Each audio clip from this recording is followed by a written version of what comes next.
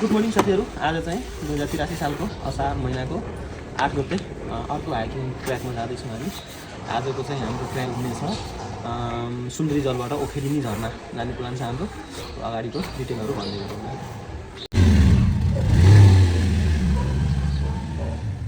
अहिले चाहिँ हामी इमाडोल कृष्ण मन्दिरमा छौँ।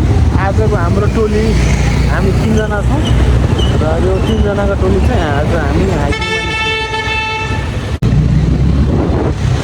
जरेली चोकमा आइपुग्यौँ। जरेली चोकबाट चाहिँ पेप्सी खोला जाने बाटोमा हामी सिधै अगाडि बढ्दैछौँ। पेप्सी खोला भएर एयरपोर्टको तल छेउछाउमा चाहिँ हामी चाहिँ सागरपछि सिधै जोरपाटी निस्कन्छ। त्यहाँबाट चाहिँ अलिकति सजिलो पर्ला।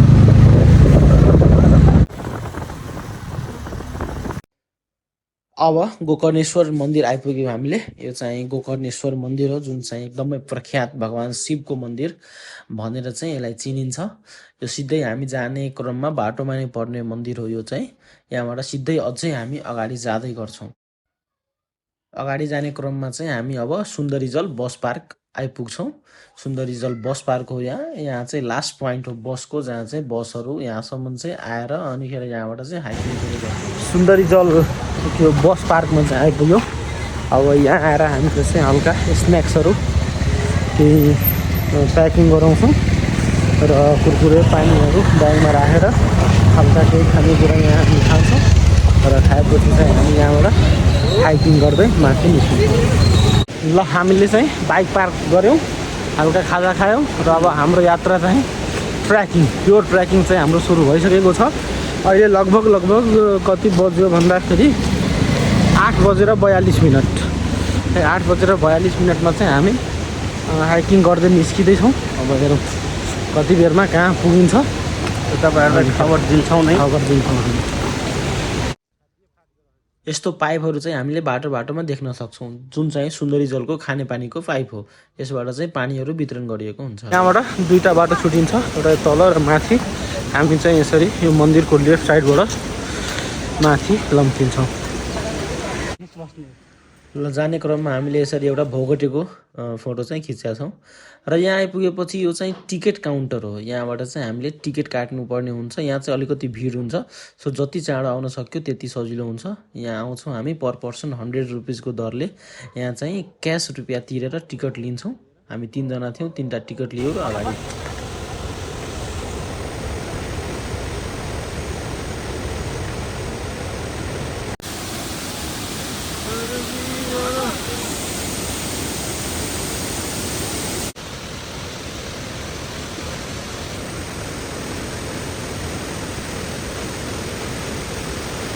मजाको झर्ना चाहिँ यहाँ हामी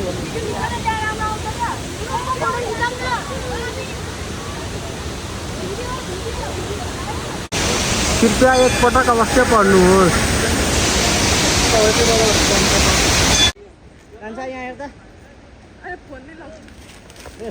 ल यहाँबाट चाहिँ आर्मी इलाका सुरु हुन्छ। हामीले फोटो भिडियो चाहिँ खिच्न मिल्दैन, यहाँसम्म चाहिँ खिच्न पाइन्छ। जस्तै म पनि छु आर्मी इलाकामा।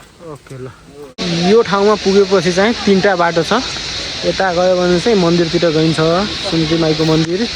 अनि यो तल गयो भने चाहिँ यता गयो भने मणिचौर भन्ने त्यहाँ गइन्छ मणि चौरतिर। त्यसपछि यता गयो भने चाहिँ हामी ओखेरिनीतिर जान्छौँ। लेखेको छ ओखेरिनी वाटरफल, ओखेरिनी भनेर लेखेको छ। यता चाहिँ हामी ओखेरिनी वाटरफल जान लागेको छौँ। यहाँ चाहिँ हामी जान्छौँ। हामी ओखेरिनीतर्फ जाँदैछौँ, बढ्दैछौँ। ओखेरिनी झर्ना यस्तो बाटो छोडिदिनु होला। ल ओखेरिनीतर्फ हामी लाग्दैछौँ। अबको बाटो यस्तो तेर्सो बाटो छ। आनन्दले हामी ओखेरिनीतर्फ जाँदैछौँ। त्यो ओखेरिनीको बाटोमा अलि अगाडि हामीले हिँड्दै गर्दा यस्तो एउटा पुल आउँछ। अनि यो पुल चाहिँ हामीले क्रस गर्नुपर्छ। त्यो पुल क्रस गरेर हामी चाहिँ पारिपट्टि जानुपर्ने। यस्तो मजाको सिनहरू हेर्दै चाहिँ नदी मजाले खोलाहरू चाहिँ बगिरहेछ, जुन चाहिँ हामी हेर्न सक्छौँ। यस्तो मजाको सिन छ। हेर्दै अगाडि बढ्न सकिन्छ। जङ्गलै जङ्गलको बाटो एकदमै सावधानीपूर्वक र मजाले आनन्दले हिँड्नुपर्ने हुन्छ। ल यसरी यो पिच भएर यहाँ दुईवटा बाटो आउँछ। आएपछि यहाँ एउटा बोर्ड हामी देख्न सक्छौँ जहाँ चाहिँ लेखेको छ ओखरिनी वाटरफल जान लागेका छौँ, जुन चाहिँ यहाँबाट लगभग 3.5 किलोमिटर छ। अनि ओखरिनी झरना त्यो चाहिँ 7 किलोमिटर छ। हामी खासमा झरनासम्म पुग्ने जुन चाहिँ यो बाटो हो। यहाँबाट यो चाहिँ ओखरिनी गाउँ चाहिँ आइपुग्यौँ हामी। ओखरिनी गाउँ चाहिँ हामी कट्दैछौँ, यहाँ आइपुग्यौँ। यहाँबाट ओखरिनी फल चाहिँ 1.5 किलोमिटर छ भने ओखरिनी झरना चाहिँ 4 किलोमिटरको डिस्टेन्समा राखेको छ। अब यो गाउँ छ, गाउँ भएको हुनाले चाहिँ यहाँ मल्टिपल खाजा खाने ठाउँहरूदेखि लिएर होटेल बस्ने ओर्ने अनि किराना स्टोरहरू चाहिँ पाउन सकिन्छ। यदि तपाईँहरूले तलबाट केही खानेकुरा लिएर आउनुभएको छैन भने चाहिँ यहाँ पनि पाइँदो रहेछ। यहाँ आएर चाहिँ हामीले त्यसमा सानो होटेलहरू चाहिँ देख्न सक्छौँ। त्यसमा आएर चाहिँ खाना बस्न ओर्न एकछिन रेस्ट गर्न ओर्नलाई चाहिँ सजिलो बनाइएको छ। अलिकति अगाडि आएपछि चाहिँ एउटा तल यसरी चौर जस्तो रहेछ जहाँ चाहिँ लगेर फोटो बनाउनु एकछिन बसेर खाजा खाना ओर्नु चाहिँ एउटा सानो सम्तर आए जस्तो एकछिन रमाइलो गर्नको लागि बनाएको ठाउँ चाहिँ देख्न सक्छौँ हामीले। मजाले यसरी बसेर यहाँ चाहिँ टाइम स्पेन्ड गर्नको लागि चाहिँ क्वालिटी टाइम स्पेन्ड गर्न सकिन्छ। यहाँ बसेर सम्तर भूभाग छ। हामी चाहिँ अझै माथि यो बाटो लाग्छौँ।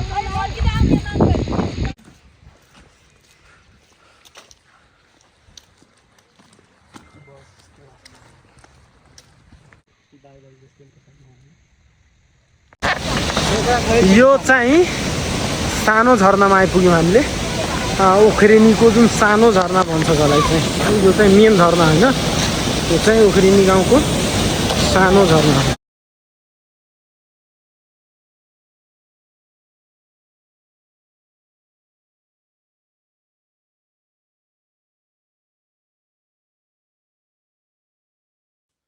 कतिपय नहिँड्ने हाइकरहरू चाहिँ यहीँ झरनामा आएर यहाँ चाहिँ रमाएर नुहाएर अनिखेर यहाँबाट चाहिँ फर्किने पनि गर्न सक्छन् है। मेन झरना जानुपर्छ भन्ने चाहिँ छैन। यहाँ पनि एउटा ठिक्कको सानो झरना छ जुनमा चाहिँ बच्चाहरू यसरी मजाले माथि जान्छ अनि खेल्छ।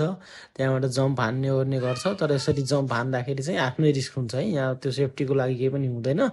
सो यहाँ रमाएर पनि फर्किनेहरू हुन्छन्। तर हामी चाहिँ अझै अगाडि गयौँ। सानो ओखरिनी झरनामा एकछिन आराम गरेर हामी एकछिनको विश्रामपछि भनौँ न अनि ठुलोतिर लम्किँदैछौँ। त्यहाँ गएर चाहिँ खासमा हामीले नुहाउने ओर्ने काम चाहिँ त्यो झरनाको फुल इन्जोय गर्छौँ। अहिलेको लागि चाहिँ यहाँ एकछिन बसेर अनिखेर सानो झरनामा एकछिन आराम गरियो। घरमा चाहिँ अब यहाँबाट लगभग 1 घन्टा लाग्छ रे यहाँको स्थानीयको भनाइअनुसार। अबको 1 घन्टामा चाहिँ हामी करिब त्यो ठुलो ओखरिनी झरना पुग्छ।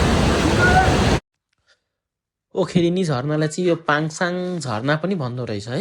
यहाँबाट चाहिँ हामी लेफ्ट लिएर 3 किलोमिटर अझै यहाँबाट हिँड्नुपर्ने हुन्छ। अगाडि सिधै बाटोमा चाहिँ हामी अगाडि सिधै आउँदै गर्दा एउटा यो बागद्वार आधारभूत विद्यालय देख्न सक्छौँ हामीले। यो देखेपछि चाहिँ सिधै हामी अझै अगाडि जाँदै गर्छौँ। यही बाटो हो, अझै यहाँबाट लगभग 45 मिनटको बाटो हो। त्यो हिँडेपछि चाहिँ बल्ल झरना पुगिन्छ। बाटो चाहिँ यस्तै तेर्सो बाटो छ। यहाँबाट चाहिँ ढुङ्गा भएको तेर्सो बाटो आनन्दले हिँड्नुपर्ने हुन्छ। बस पार्क यो ओखरिनीको अन्तिम बस पार्क हो। यो पछि चाहिँ गाडी खासै जाने बाटो चाहिँ छैन। यहाँबाट चाहिँ 2 किलोमिटर यो बाटो लाग्छौँ हामी। यहाँबाट 2 किलोमिटर अगाडि बाइक लिएर आउनेहरूको लागि चाहिँ this is the last point. यहाँ चाहिँ आफ्नो बाइक राखिन्छ र बाइक राखेपछि चाहिँ यहाँबाट अब हल्का खराब बाटो छ है, हिलो भएर हिलोको बाटो चाहिँ हामी यहाँबाट तेर्सो बाटो अलिकति सावधानीपूर्वक हिँड्नुपर्छ। यो पानी परेको भएर होला पुरै हिलो छ यो बाटो चाहिँ। लड्न सकिन्छ, एकदमै सावधानीले आउनुपर्ने हुन्छ। बिस्तारै आऊ न, बिस्तारै आऊ।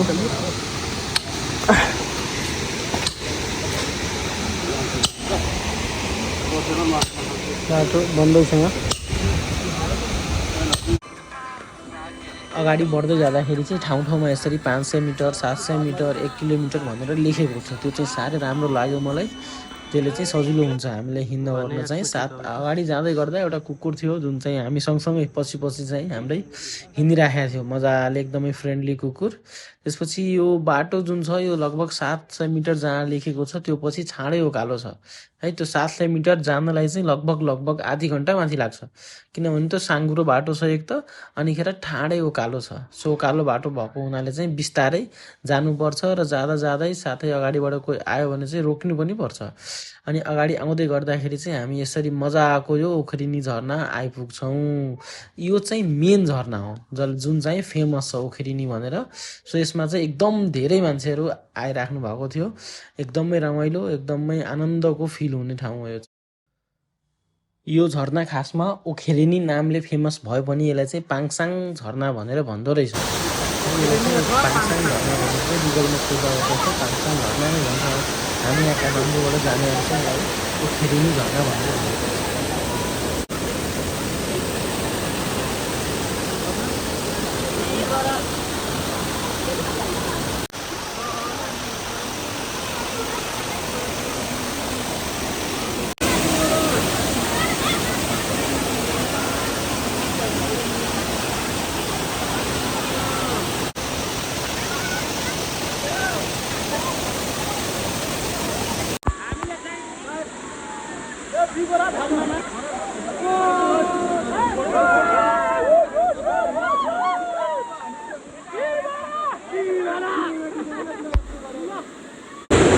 ल झरनामा नुहायो मजाले, आनन्दको अनुभूति भयो, एकदमै मजा आयो। चिसो पानी, अनिखेर पानी माथिबाट जिउमा खस्दाखेरि चाहिँ ढुङ्गाले हाने जस्तो हुने क्या, एकदमै मजा आएको झरना।